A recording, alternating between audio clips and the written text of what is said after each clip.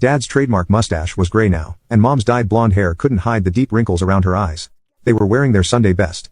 The same cheap dress Mom wore to church and Dad's ancient brown suit that never fit right. The moment they walked in, Mom burst into tears. Not the quiet kind, full-on theatrical sobbing. "My baby boy, look at you, all grown up." She tried to hug me.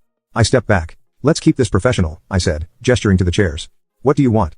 Dad puffed up like he always did when he was about to start preaching. "Now son, is that any way to talk to your mother after all these years?" "Cut the crap," I interrupted. "You didn't spend 20 years looking for me because you missed me. You found me now because you need something. What is it?" Mom's crying got louder. "How can you be so cruel? We made one little mistake." "A mistake?" I laughed. It wasn't a happy sound. "You left your 16-year-old kid at a gas station, 200 miles from home, as a joke. Then you drove off laughing, saying, 'Let's see how long it takes him to get home.' That wasn't a mistake. That was the last straw, after years of your sick games.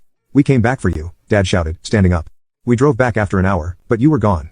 "Yeah, I was gone, and I stayed gone. Best decision I ever made." I pulled out my phone and pressed record. "Now, state your business or leave." That's when the truth came out.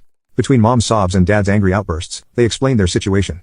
They'd taken out a second mortgage on the house for Dad's foolproof investment scheme. Now, they were 6 months behind on payments.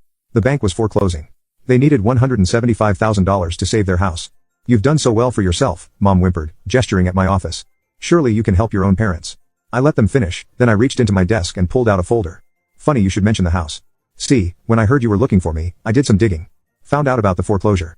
So I had my company buy your mortgage debt from the bank." The silence was beautiful. Their faces went from confusion to shock to fear. What does that mean?" Dad's voice had lost its thunder. "It means you have 30 days to vacate the property.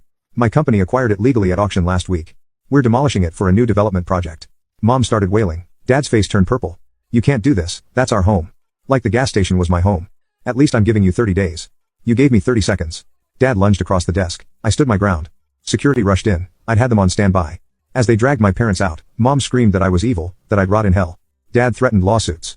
I just watched through the glass as they were escorted out, still recording everything.